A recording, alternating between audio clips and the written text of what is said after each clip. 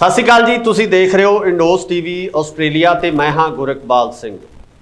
ਪੰਜਾਬ ਦੇ ਚਲੰਤ ਮਾਮਲਿਆਂ ਦੇ ਉੱਪਰ ਗੱਲਬਾਤ ਕਰਦੇ ਹਾਂ, ਪੰਜਾਬ ਦੇ ਉਹਨਾਂ ਮਸਲਿਆਂ ਬਾਰੇ ਚਰਚਾ ਕਰਦੇ ਹਾਂ ਜਿਹੜੇ ਕਿ ਲੀਮ ਲਾਈਨ ਦੇ ਵਿੱਚ ਨੇ, ਜਿਹੜੇ ਕਿ ਚਰਚਿਤ ਨੇ।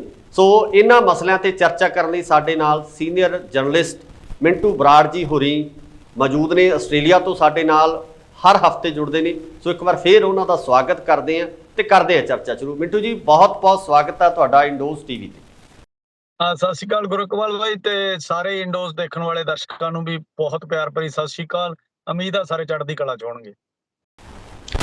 ਬਰਾੜ ਸਾਹਿਬ, ਜਦੋਂ ਆਪਾਂ ਪੰਜਾਬ ਦੀ ਗੱਲ ਕਰਦੇ ਹਾਂ ਤਾਂ ਬਹੁਤ ਵਾਰੀ ਇਹ ਗੱਲਾਂ ਉੱਠਦੀਆਂ, ਇਹ ਸਵਾਲ ਉੱਠਦੇ ਆ ਕਿ ਰਿਸ਼ਵਤ ਜਾਂ ਜਿਹੜੇ ਭ੍ਰਿਸ਼ਟਾਚਾਰ ਦੇ ਮਾਮਲੇ ਆ ਜਿਹੜੇ ਉਹ ਹਰ ਇੱਕ ਸਰਕਾਰ ਦੇ ਵਿੱਚ ਹੁੰਦੇ ਆ। ਇਹਨਾਂ ਮਾਮਲਿਆਂ ਨੂੰ ਫੜਿਆ ਵੀ ਜਾਂਦਾ ਹੈ, ਇਹਨਾਂ ਮਾਮਲਿਆਂ ਦੇ ਉੱਪਰ ਜਿਹੜੀ ਹੈ ਖਾਨਾ ਪੂਰਤੀ ਵੀ ਕੀਤੀ ਜਾਂਦੀ ਹੈ, ਪਰ ਕਾਰਵਾਈਆਂ ਦੇ ਨਾਂ ਤੇ ਜਾਂ ਅੰਤ ਦੇ ਵਿੱਚ ਕੁਝ ਵੀ ਨਹੀਂ ਨਿਬੜਦਾ। ਹੁਣ ਫੇਰ ਇੱਕ ਕੇਸ ਆ ਜਿਹੜਾ ਬੜਾ ਹਾਈ ਪ੍ਰੋਫਾਈਲ ਮਾਮਲਾ ਜਿਹੜਾ ਚਰਚਾ ਦੇ ਵਿੱਚ ਆਇਆ ਹੈ, ਜਿਵੇਂ ਕਿ ਆਪਾਂ ਪਿੱਛੇ ਜੇ ਦੇਖਿਆ ਹੀ ਹੈ ਕਿ ਭਾਰਤ ਭੂਸ਼ਣ ਆਸ਼ੂ, ਉਸ ਤੋਂ ਬਾਅਦ ਸ਼ਾਮ ਸੁੰਦਰ ਅਰੋੜਾ ਤੇ ਹੁਣ ਕਾਹਨ ਸਿੰਘ ਪੰਨੂ ਹੋਰੇ ਵੀ ਨਾਮਜ਼ਦ ਹੋਇਆ। ਇਰੀਗੇਸ਼ਨ ਵਿਭਾਗ ਦੇ ਵਿੱਚ ਇੱਕ ਵੱਡਾ ਮਾਮਲਾ ਸਾਹਮਣੇ ਆਇਆ, ਇੱਕ ਵੱਡੇ ਦੋਸ਼ ਆ ਜਿਹੜੇ ਸੀਨੀਅਰ ਅਧਿਕਾਰੀਆਂ ਤੇ ਮੰਤਰੀਆਂ ਤੇ ਲਗਾਏ ਗਏ ਆ।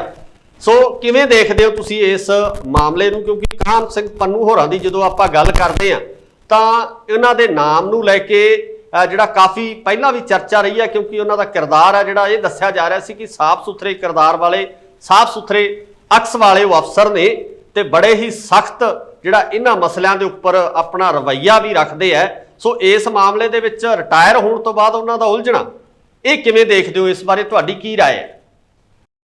ਬਿਲਕੁਲ ਜੀ, ਦੇਖੋ ਕਈ ਵਾਰੀ ਨਾ ਥੋੜੀ ਜੀ ਹਨੇਰੀ ਜੀ ਚੱਲਦੀ ਹੁੰਦੀ ਆ ਥੋੜੇ ਚਿਰ ਬਾਅਦ। ਹੁਣ ਜਿਹੜੀ ਇਹ ਹਨੇਰੀ ਹੈ ਇਸ ਕੰਮ ਦੀ ਚੱਲੀ ਹੋਈ ਆ ਤੇ ਹੋ ਸਕਦਾ ਕਈ ਵਾਰੀ ਤਾਂ ਉਹੀ ਹੁੰਦਾ ਵੀ ਧਿਆਨ ਭੰਗ ਕਰਨ ਲਈ ਇਹ ਜਿਹੇ ਮਸਲੇ ਵੱਡੇ ਬਣਾਏ ਜਾਂਦੇ ਆ ਤੇ ਲੋਕਾਂ ਦਾ ਧਿਆਨ ਦੂਜੇ ਪਾਸੇ ਲਾਇਆ ਜਾਂਦਾ। ਪਰ ਜੇਕਰ ਹੁਣ ਕਾਹਨ ਸਿੰਘ ਪੰਨੂ ਹੋਰਾਂ ਦੇ ਮਾਮਲੇ 'ਚ ਗੱਲ ਕਰੀਏ ਤਾਂ ਸਾਡੇ ਕੋਲ ਗਿਣੇ ਚੁਣੇ ਬੰਦੇ ਹੀ ਸੀਗੇ ਪੰਜਾਬ 'ਚ, ਜੇ ਆਪਾਂ ਜਿਨ੍ਹਾਂ ਦਾ ਨਾਂ ਲੈ ਕੇ ਸਹੁੰ ਖਾ ਸਕਦੇ ਸੀ ਵੀ ਉਹ ਬੰਦਾ ਏਦਾਂ ਦਾ ਤੇ ਉਹਨੇ ਏਦਾਂ ਚੰਗੇ ਕਾਰਜ ਕੀਤੇ। ਕਿਉਂਕਿ ਪੰਨੂ ਸਾਹਿਬ ਨੇ ਚਾਹੇ ਉਹ ਗ੍ਰੀਨ ਜਿਹੜੀ ਇੱਕ ਬਣਾਉਣ ਦੀ ਜਿਹੜੀ ਇੱਕ ਕੋਸ਼ਿਸ਼ ਕੀਤੀ ਸੀ, ਜਿਹੜੀ ਖਾਸ ਕਰਕੇ ਦਰਖਤ ਲਗਾਉਣ ਵੇਲੇ ਤੇ ਹੋਰ ਵੀ ਕਈ ਕੰਮਾਂ ਦੇ ਵਿੱਚ ਬਹੁਤ ਸੋਹਣਾ ਉਹਨਾਂ ਨੇ ਕੰਮ ਕੀਤੇ ਆ ਤੇ ਉਹਨਾਂ ਨੇ ਬਹੁਤ ਵੱਡੇ ਲੀਡਰਾਂ ਨਾਲ ਆਡਾ ਲਾਇਆ।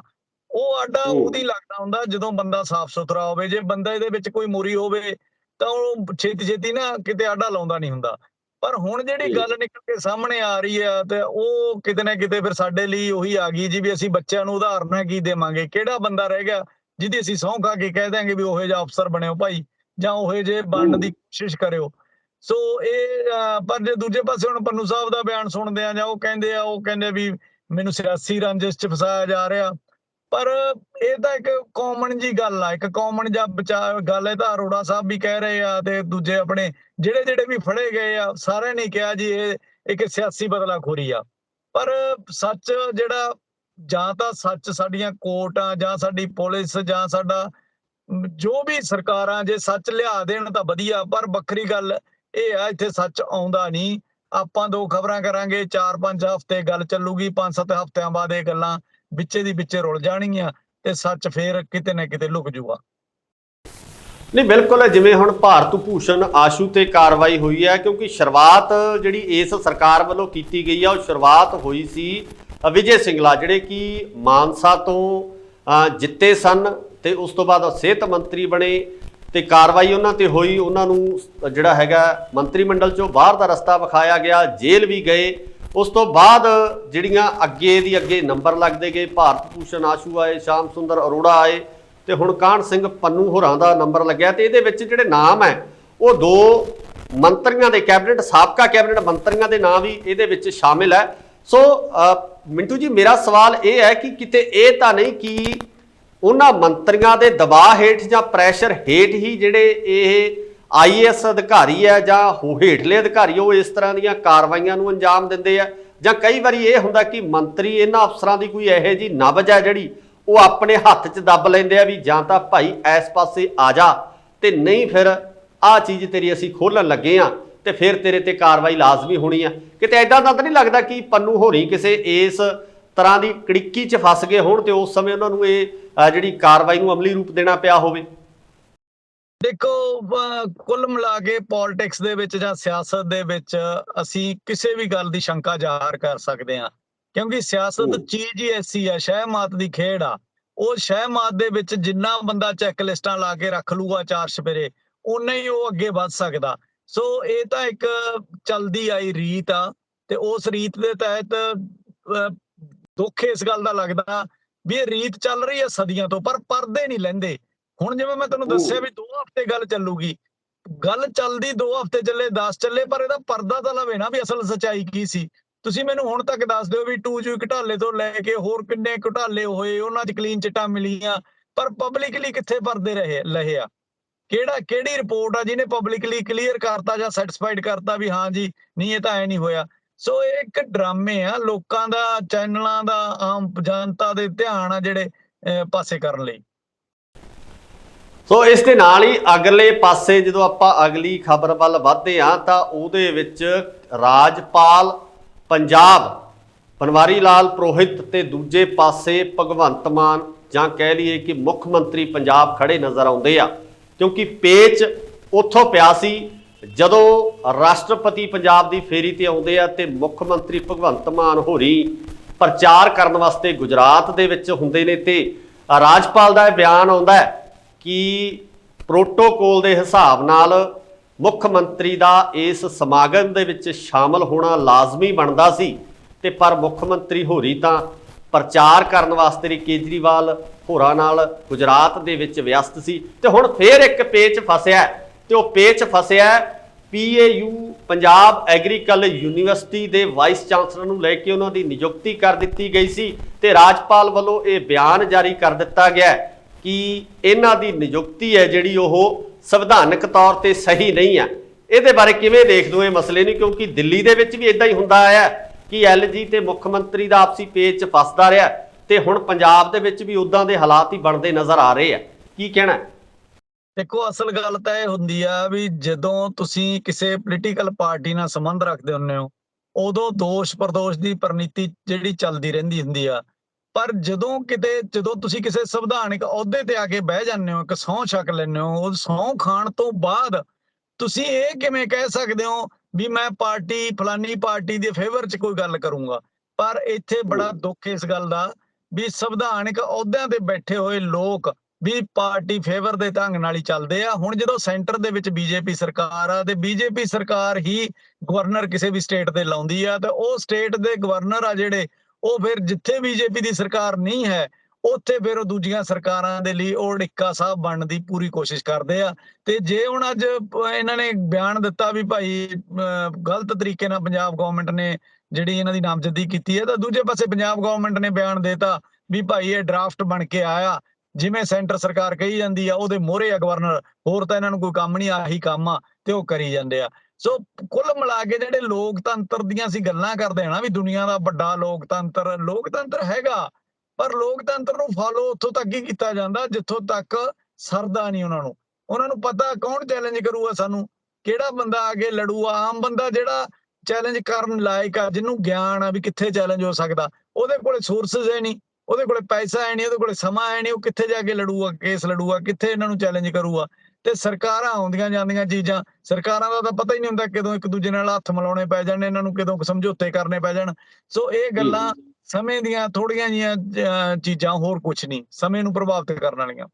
ਬਰਾੜ ਸਾਹਿਬ ਇੱਕ ਹੋਰ ਵੀ ਮੈਂ ਇੱਥੇ ਜ਼ਿਕਰ ਬਾਬਾ ਫਰੀਦ ਮੈਡੀਕਲ ਯੂਨੀਵਰਸਿਟੀ ਦਾ ਵੀ ਕਰਨਾ ਚਾਹੂੰਗਾ, ਕਿਉਂਕਿ ਪਿਛਲੇ ਦਿਨੀ ਇਹ ਵੀ ਸਾਹਮਣੇ ਆਇਆ ਸੀ ਕਿ ਬਾਬਾ ਫਰੀਦ ਮੈਡੀਕਲ ਯੂਨੀਵਰਸਿਟੀ ਲਈ ਜਦੋਂ ਗੁਰਪ੍ਰੀਤ ਸਿੰਘ ਵਾਂਡਰ ਜਿਹੜੇ ਕਿ ਵੱਡੇ ਨਾਂ ਨੇ, ਕਾਰਡੀਓਲੋਜਿਸਟ ਨੇ, ਉਹਨਾਂ ਨੂੰ ਜਿਹੜੀ ਨਾਮਜ਼ਦਗੀ ਕੀਤੀ ਗਈ, ਤਾਂ ਉਹਦੇ ਵਿੱਚ ਵੀ ਜਿਹੜਾ ਪ੍ਰੋਟੋਕਾਲ ਦਾ ਹੀ ਜਿਹੜਾ ਕਿਹਾ ਗਿਆ ਸੀ ਕਿ ਪ੍ਰੋਟੋਕਾਲ ਆ ਜਿਹੜਾ ਫੋਲੋ ਨਹੀਂ ਕੀਤਾ ਗਿਆ, ਕਿ ਰਾਜਪਾਲ ਕੋਲ ਇੱਕ ਸਿਲੈਕਸ਼ਨ ਕਮੇਟੀ ਵੱਲੋਂ ਪੈਨਲ ਬਣਾ ਕੇ ਭੇਜਿਆ ਜਾਂਦਾ, 3 ਨਾਮ ਹੈ ਜਿਹੜੇ ਉਹ ਸਿਫਾਰਿਸ਼ ਕੀਤੇ ਜਾਂਦੇ ਹੈ, ਤੇ ਉਹਨਾਂ 3 ਵਿੱਚੋਂ ਇੱਕ ਨੂੰ ਜਿਹੜਾ ਸਿਲੈਕਸ਼ਨ ਹੈ ਉਹ ਮੁੱਖ ਮੰਤਰੀ ਦੀ ਸਲਾਹ ਨਾਲ ਰਾਜਪਾਲ ਕਰਦਾ ਹੈ। ਤਾਂ ਉੱਥੇ ਵੀ ਹੁਣ ਗੁਰਪ੍ਰੀਤ ਵਾਂਡਰ ਹੋਰੀ ਜਿਹੜਾ ਆਪਣਾ ਨਾਮ ਹੈ ਉਹ ਵਾਪਸ ਉਹਨਾਂ ਵੱਲੋਂ ਲੈ ਲਿਆ ਗਿਆ ਹੈ। ਸੋ ਕਿਤੇ ਨਾ ਕਿਤੇ ਇਹ ਤਾਂ ਹੈ ਹੀ ਕਿ ਸਰਕਾਰ ਵੱਲੋਂ ਇੱਕ ਨਾਮ ਭੇਜ ਦੇਣਾ, ਇੱਕ ਦੀ ਸਿਲੈਕਸ਼ਨ ਕਰਕੇ ਆਪਣੇ ਪੱਧਰ ਤੇ ਨਾ ਭੇਜ ਦੇਣਾ ਇਹ ਵੀ ਸੰਵਿਧਾਨਕ ਤੌਰ ਤੇ ਸਹੀ ਨਹੀਂ ਹੈ ਕਿ ਮੁੱਖ ਮੰਤਰੀ ਸਾਹਿਬ ਨੂੰ ਉਹਨਾਂ ਦੇ ਜਿਹੜੇ ਸਕੱਤਰ ਨੇ, ਪ੍ਰਮੁੱਖ ਸਕੱਤਰ ਨੇ, ਜਿਹੜੇ ਕਿ ਚੀਫ ਮਿਨਿਸਟਰ ਆਫਿਸ ਦੇ ਜਿਹੜੇ ਸਲਾਹਕਾਰ ਨੇ, ਕਿ ਉਹ ਇਸ ਤਰੀਕੇ ਨਾਲ ਸੰਵਿਧਾਨਕ ਜਾਣਕਾਰੀ ਹੈ ਮੁੱਖ ਮੰਤਰੀ ਸਾਹਿਬ ਨੂੰ ਨਹੀਂ ਦੇ ਰਹੇ, ਜਾਂ ਜਾਣਬੁੱਝ ਕੇ ਇਹ ਵਰਤਾਰਾ ਕੀਤਾ ਜਾ ਰਿਹਾ ਹੈ ਕਿ ਪੰਜਾਬ ਸਰਕਾਰ ਨੂੰ ਵੇਲੇ ਕਵੇਲੇ ਜਿਹੜਾ ਕਟਹਿਰੇ ਦੇ ਵਿੱਚ ਖੜਾ ਕਰ ਦਿੱਤਾ ਜਾਵੇ ਕਿ ਇਹ ਬਿਨਾਂ ਜਾਣਕਾਰੀ ਤੋਂ ਸਰਕਾਰ ਚੱਲ ਰਹੀ ਹੈ, ਜਾਂ ਕਿਸੇ ਕਾਨੂੰਨ ਦਾ ਇਲਮ ਨਾ ਹੋਣ ਤੋਂ ਆਪਣੀ ਮਨਮਰਜ਼ੀ ਦੇ ਜਿਹੜੇ ਕਾਰਜ ਕੀਤੇ ਜਾ ਰਹੇ ਹੈ। ਜ਼ਿੰਮੇਵਾਰੀ ਕਿਹਦੀ ਫਿਕਸ ਕਰਦੇ ਹੋ ਜਦੋਂ ਇਦਾਂ ਦੀਆਂ ਕਾਰਵਾਈਆਂ ਹੁੰਦੀਆਂ, ਜਦੋਂ ਸੰਵਿਧਾਨਕ ਤੌਰ ਤੇ ਨਿਯੁਕਤੀਆਂ ਦੀ ਗੱਲ ਆਉਂਦੀ ਆ ਜਾਂ ਕਿਸੇ ਤਰੀਕੇ ਦੇ ਫੈਸਲੇ ਆ ਉਹ ਲੈ ਕੇ ਉਸ ਤੋਂ ਬਾਅਦ ਪੈਰ ਪਿਛਾਂਹ ਖਿੱਚੇ ਜਾਂਦੇ ਆ, ਇਹਦੀ ਜ਼ਿੰਮੇਵਾਰੀ ਕਿਹਦੀ ਹੈ? ਕਿ ਮੁੱਖ ਮੰਤਰੀ ਸਾਹਿਬ ਨੂੰ ਕਟਹਿਰੇ 'ਚ ਖੜੇ ਕਰੀਏ ਜਾਂ ਉਹਨਾਂ ਦੇ ਨਿੱਜੀ ਸਲਾਹਕਾਰ ਆ ਜਿਹੜੇ, ਜਾਂ ਕਹਿ ਲਈਏ ਕਿ ਜਿਹੜੇ ਸਕੱਤਰ ਨੇ ਉਹਨਾਂ ਨੂੰ ਕਟਹਿਰੇ 'ਚ ਖੜਾ ਕਰਨਾ ਬਣਦਾ? ਦੇਖੋ, ਜਦੋਂ ਦੋਸ਼ੀ ਤਾਂ ਸਾਰੇ ਆ ਜਾਂਦੇ ਆ, ਸਾਰਾ ਕੁੜਮ ਕਬੀਲੇ ਬਣਦਾ, ਪਰ ਸੱਚ ਇੱਕ ਹੋਰ ਵੀ ਆ। ਸਾਡਾ ਮਕਸਦ ਕੀ ਹੋਣਾ ਚਾਹੀਦਾ? ਕਿਸੇ BC ਦਾ ਲਾਉਣਾ, ਕਿਸੇ ਯੂਨੀਵਰਸਿਟੀ ਦੇ ਵਿੱਚ BC ਦਾ ਲਾਉਣਾ, ਉਹਦਾ ਮਕਸਦ ਕੀ ਹੋਣਾ ਚਾਹੀਦਾ? ਪਹਿਲੀ ਗੱਲ ਤਾਂ ਸਾਨੂੰ ਇਹ ਸਮਝਣੀ ਪੈਣੀ ਆ। ਦੂਜੀ ਗੱਲ ਇਹ ਆ ਵੀ ਬਿਲਕੁਲ ਜਦੋਂ ਤੁਸੀਂ ਕਿਸੇ ਸਰਕਾਰਾਂ ਨੂੰ ਚਲਾਉਣੇ ਆ ਤਾਂ ਤੁਹਾਨੂੰ ਪ੍ਰੋਟੋਕੋਲ ਦਾ ਪਤਾ ਹੋਣਾ ਚਾਹੀਦਾ ਵੀ ਕਿੱਥੇ ਕਿਵੇਂ ਕਿਹੜੇ ਰਾਹਾਂ ਦੇ ਵਿੱਚ ਦੀ ਪਾਣੀ ਵਗਦਾ। ਹੁਣ ਉਹ ਪਾਣੀ ਕੋਈ ਵੀ ਸਿਆਸੀ ਬੰਦਾ ਆਉਂਦਾ, ਉਹ ਬੰਦਾ ਖੁਦ ਕਦੇ ਯੂਨੀਵਰਸਿਟੀ ਗਿਆ ਨਹੀਂ ਹੁੰਦਾ ਤੇ ਉਹਨੂੰ ਨਹੀਂ ਪਤਾ। ਹੁਣ ਜੇ ਕਿਸੇ ਮੰਨ ਲਓ ਕਿਸੇ ਗਿਆਨਵਾਨ ਬੰਦੇ ਨੂੰ ਵੀ ਕਹਿ ਦਈਏ ਮੁੱਖ ਮੰਤਰੀ ਬੈਠਾ ਤੇ ਉਹਨੂੰ ਨਹੀਂ ਸਾਰੀਆਂ ਗੱਲਾਂ ਦਾ ਪਤਾ।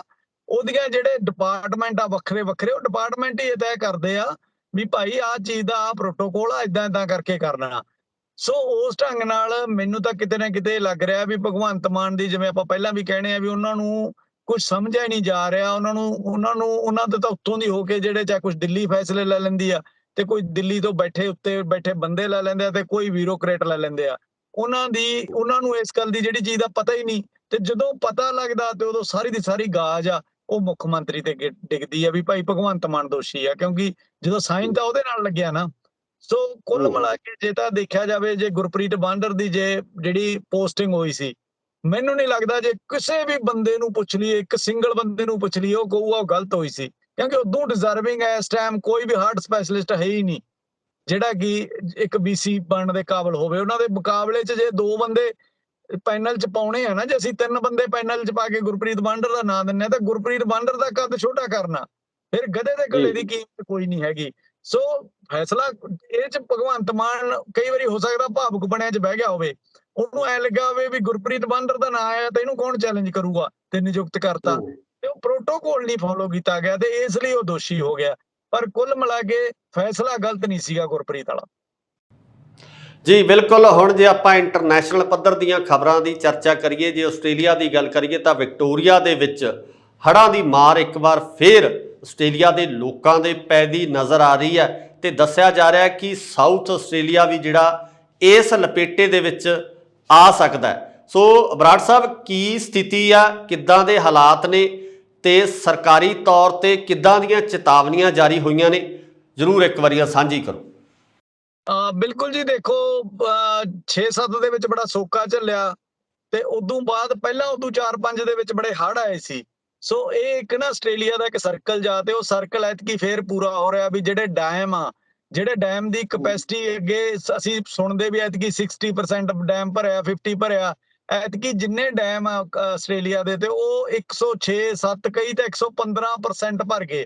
ਜਿਹੜਾ 115% ਭਰ ਗਿਆ ਤਾਂ ਉਹ ਤਾਂ ਬਸ ਡੁੱਲਣ ਦੇ ਕਿਨਾਰੇ ਆ।